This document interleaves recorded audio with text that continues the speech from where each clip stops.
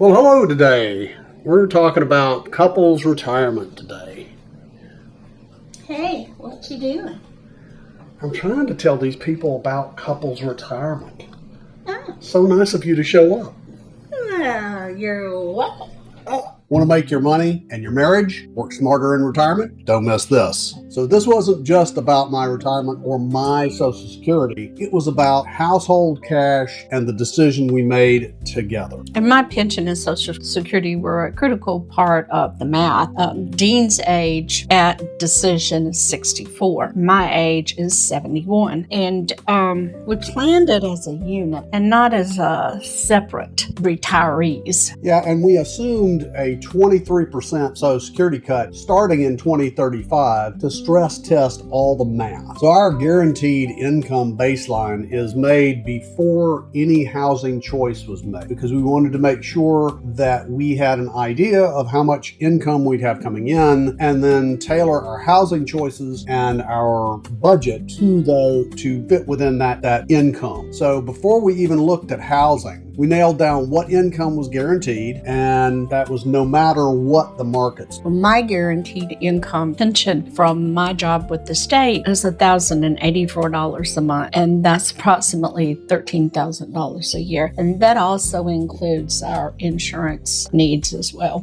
And then my Social Security is $1,362 a month, making that about $16,344 a year pre-cut. The combined guaranteed income is $2,446 a month, or approximately $29,352 a year. That steady income became the anchor for every housing scenario that we looked at. So my Social Security timing is the variable lever that we're basing all of our decisions upon from the standpoint of both housing and income. And at 65 and 4 months, which is January of 27, I'll be getting $3,105 per month pre-cut. At 66 and 4 months, which would be January of 28, I would get $3,378 a month before the Social Security cuts. So then the question became, which housing choice lets Dean retire sooner without stressing the portfolio? Option one was staying where we were, right in the home. Now, our housing cost was $2,132 a month. Plus, we figured in a $25,000 remodel at age 75, which was the highest fixed cost of all the options that we looked at. Yes, and the remodel was based on the fact that we had a 2-story house and a single story is really what we needed because both of us were having problems getting up and down the stairs, and we knew that in the not too distant future, we were going to need a 1-story house. So even with my wife's pension and our Social Security covering a large part of our baseline expenses, staying in the house required significant additional income every month. And that would have meant that impact on my Social Security timing would have meant that I would not be able to go to retire anytime soon because I would have to stay longer to get more income coming in. And that higher housing cost meant that we would have to withdraw more frequently from our portfolio, as well as that, again, as I mentioned, the greater pressure to claim my Social Security later than at 65 and 4 months or 66 and 4 months. So one of the things that higher housing cost meant was less margin if the markets declined, because we would then be taking money out of our portfolio every month to accommodate the higher cost of living. And so when we did all of this in a Monte Carlo simulation, we ended up with the 23% Social Security cut assumed. At age 73, my portfolio would be worth $573,000. At 80, it would be $619,000 and $550,000 at age 90. Now that's if we kept the house. Then that's assuming that we didn't have to make further repairs on the house and spend more money on the house. So staying worked on paper, but it leaned hardest on the portfolio on future repairs. So option two was renting. We looked around and after much research, actually physically going into the apartments, we averaged our rent would be about $1,850 a month, which was an annual increase of about 3%. When when we did the Monte Carlo simulation, we anticipated at least a 3% increase across the board on everything, and that 3% would have gone entirely against $1,850 a month plus whatever extras we got. Yeah. This was with no maintenance. We didn't have all the maintenance that we would have with the home, but then you're looking at rising cost. So renting looked manageable early because my guaranteed income offset it a lot, but inflation is slowly eating away at that. And so the impact on my Social Security timing, that is when I take Social Security, was that because the rising rent would then erode our fixed pension plus Social Security income from Beth, that would increase the long-term dependency on my Social Security and make it so that I had to work longer to get more Social Security. And thus, it would create a certain amount of insecurity later in life regarding our portfolio and how much it was going to grow over the time. So the projected assets, again, we talked about age 73, that's $599,000, age 80, $769,000, and age 90, $718,000. So you can see that it made a little bit of difference in the portfolio projections, but not enough, not a lot, not enough to give us a lot of security to it. Now we're looking at option 3, which is buying a condo, and that's the one that we chose. The monthly cost was approximately $1,100 a month. This included HOA fees, taxes, insurance, and the annual growth assumed again was 3%. 3%, yes.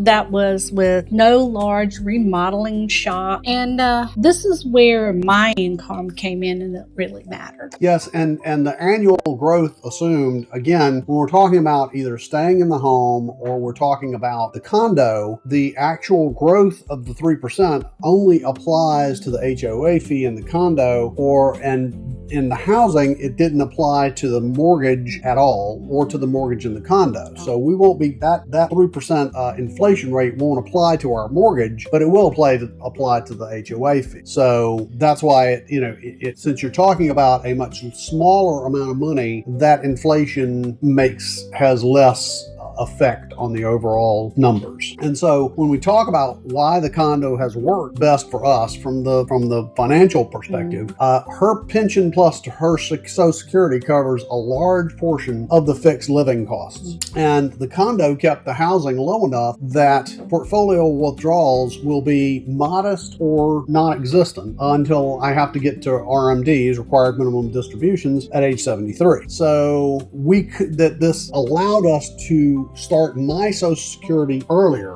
meaning that we could then travel and do some things we want to do while we still had the health to do so. It also helps to decrease the pressure of the inflation on how far our money goes.